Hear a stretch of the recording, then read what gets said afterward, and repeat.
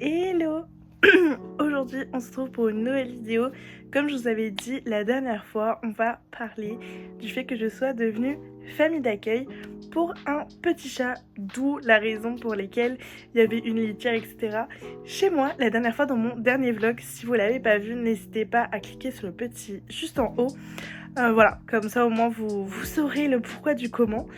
Enfin bref, on se retrouve dans cette vidéo pour que je vous explique un petit peu le pourquoi du comment je suis devenue famille d'accueil, avec quelle association, etc. Enfin bref, je vais tout vous expliquer. Enfin bref, du coup on va commencer. Je vais vous expliquer comment et pourquoi en fait j'ai voulu devenir famille d'accueil. En fait, il faut savoir que déjà je suis pas toute seule, puisque j'ai mon copain aussi qui est techniquement parlant devenu famille d'accueil, mais il y a aussi du coup l'association La Tribu des Poilus qui m'a permis justement de devenir famille d'accueil. On va revenir un peu sur ce point là, enfin je vais vous en parler très brièvement de cette association, qu'est-ce qu'ils font, comment, etc. Donc déjà, pourquoi j'ai voulu devenir famille d'accueil et pourquoi mon copain aussi a voulu devenir famille d'accueil, c'est tout simplement parce que ça faisait depuis je pense bien 6-7 mois qu'on réfléchissait à adopter un chat ou un chien. Déjà on hésitait énormément entre les deux espèces en fait. On savait pas trop si on était capable ou pas d'avoir un chat, d'avoir un chien, en sachant que mon copain lui a déjà un chien, enfin ses parents ont déjà un chien donc ils connaissent bien. Moi j'ai déjà un chat donc je connais bien, mais indirectement tous les deux en fait on connaît pas, moi je connais pas comment on va s'occuper d'un chien vraiment techniquement parlant, puisque j'en ai pas eu, j'en ai déjà gardé etc des chiens de ma famille, mais j'ai jamais eu de chien à moi dans mon foyer à moi. Je sais pas si vous avez capté. Et mon copain, lui, il n'a absolument jamais eu de chat. Il ne connaît pas non plus ce que c'est d'avoir un chat.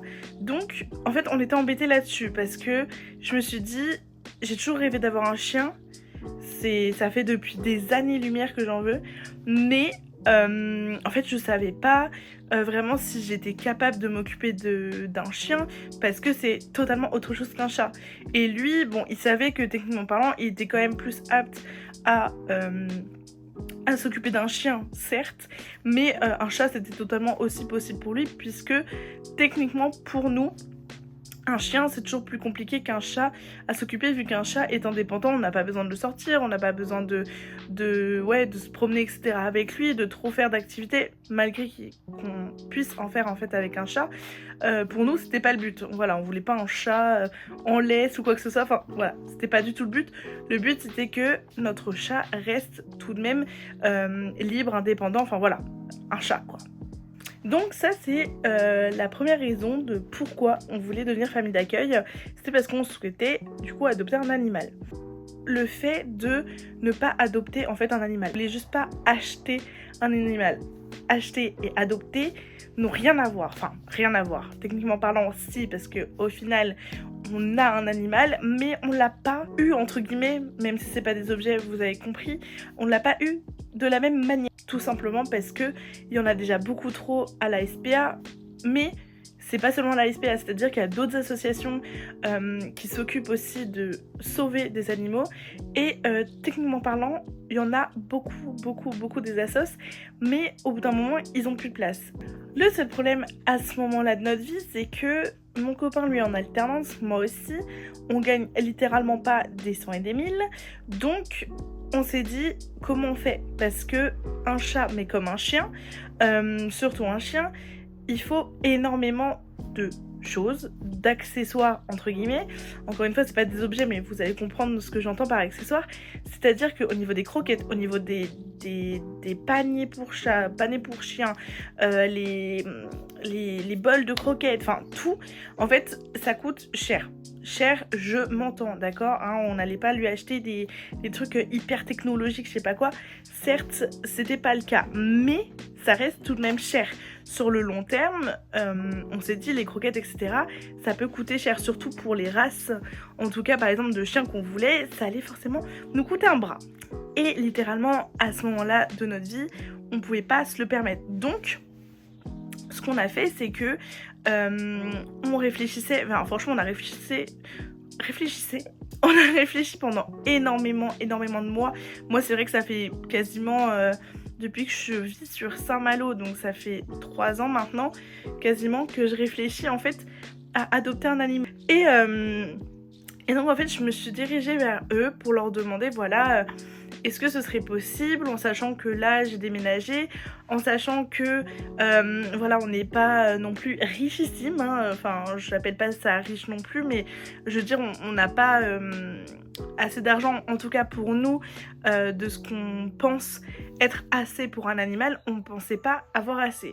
Donc du coup on s'est dit directement d'aller justement vers cette association. On s'est dit pourquoi pas tester, devenir FA, pour justement sauver une vie sans acheter et sans adopter, parce que pour l'instant on se sent pas prêt totalement à adopter. Ensuite le comment, donc comme je vous expliquais, on s'est dirigé vers la tribu des poilus, en sachant que nous c'est parce qu'on fait partie des communes autour de Rennes, mais vous pouvez bien sûr, je l'imagine, trouver des associations autour de chez vous, dans votre commune, dans votre département, qui vous proposent en fait d'adopter, ou bien avant d'adopter, de devenir famille d'accueil pour un animal, que ce soit chien et chat. On est allé discuter avec eux. Moi c'est vrai que c'était des gens que je connaissais déjà. Dans un premier temps, avec la tribu des poilus, on doit remplir un questionnaire que à la tribu des poilus, ils vont venir visiter chez vous, que ce soit en physique ou bien en visio. Après ce questionnaire là, comme je vous l'ai expliqué, donc ils vont venir faire une visite en fait de votre logement, vérifier si tout est sécurisé ou pas pour l'animal. Après, à la suite de ça, en fait, ils vont vous renvoyer un mail pour vous dire oui ou non. Déjà, au préalable, après le questionnaire, ils vont vous dire oui ou non, on vous prend ou pas en tant que famille d'accueil, enfin, on fait une visite ou pas, est-ce que ça sert vraiment ou non. Donc voilà. Et ensuite, donc, si vous êtes validé entre guillemets, dans ces cas-là, vous allez avoir votre contrat. Donc ça, c'est comment en fait on a pu devenir famille d'accueil. Ce que c'est être famille d'accueil. Finalement, famille d'accueil, c'est déjà sauver un animal, que ce soit un chat, un chien, peu importe, qui en fait pourrait être à la rue ou était à la rue avant, et du coup lui permettre d'avoir en fait une vie beaucoup plus plaisante, si je puis dire. Vous leur permettez d'avoir une maison, un chez eux, connaître en fait aussi l'humain, savoir que l'humain n'est pas forcément méchant, même si ils en ont vu avant, vous ce n'est pas le cas, plus tard ce sera peut-être pas le cas. Et en fait c'est aussi leur donner des meilleures conditions de vie, sur le fait déjà qu'ils aient un toit, sur le fait qu'ils soient bien nourris, bien logés. Donc en fait nous notre rôle en tant que famille d'accueil, c'est d'accueillir le chat, de s'en occuper, pour lui permettre en fait par la suite d'être adopté. Soit par vous, si vous le souhaitez, au final vous craquez, et je pense que c'est ce qu'on va faire avec Zola. Vous en fait vous êtes une passerelle entre le moment où il était dehors, le moment où il est chez quelqu'un et le moment où il part dans sa famille, sa réelle famille, entre guillemets encore une fois. Donc voilà un petit peu pour moi ce que c'est être famille d'accueil, parce que oui, c'est ouvert à tous et à toutes, c'est-à-dire que vous soyez étudiant, étudiante, que vous soyez une maman célibataire, que vous soyez, peu importe, franchement peu importe, tant que vous savez que vous pouvez faire le bonheur d'un animal et même votre propre bonheur d'ailleurs. Voilà. En tout cas, j'espère que cette vidéo, elle vous a plu. J'espère qu'elle a pu vous aider en fait sur le fait de, si vous hésitiez en fait à devenir famille d'accueil, parce que franchement, pour moi aujourd'hui, être famille d'accueil pour Zola, c'est la meilleure expérience que j'ai pu faire de ma vie. Genre, je me dis en fait, je me donne trop bonne conscience, alors que détends-toi, enfin. mais si, pour moi, genre, c'est trop bien. Je l'aide et lui, il m'aide et on s'aime trop en plus. Voilà. Donc bon bref. En tout cas ça faisait très longtemps que j'avais pas fait de vidéo face cam. En tout cas je vous fais d'énormes bisous et puis on se retrouve la semaine prochaine. Pourquoi? Je ne sais plus. Mais pour une nouvelle vidéo en tout cas. Je vous fais des bisous.